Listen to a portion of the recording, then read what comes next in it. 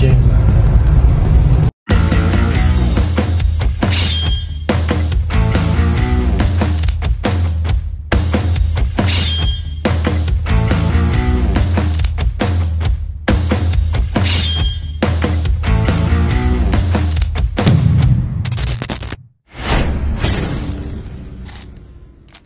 Perjalanan kami ke Yusung sangat trail paling pendek terkendala sebab salji tebal.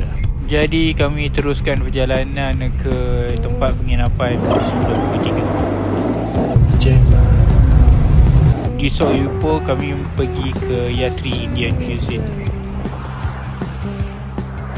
Dari turun flight kami belum makan lagi, so kita makan berlatar belakangkan tepi laut.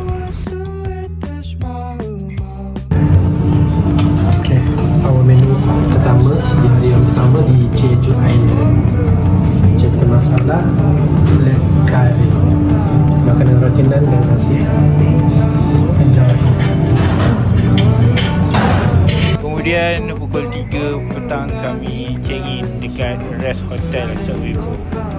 Petang tu kita jalan 5km. Mata lah saja kau jom.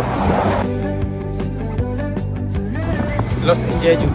Kita orang saja je jalan kaki, tak naik kereta sebab border. Tapi tak apa.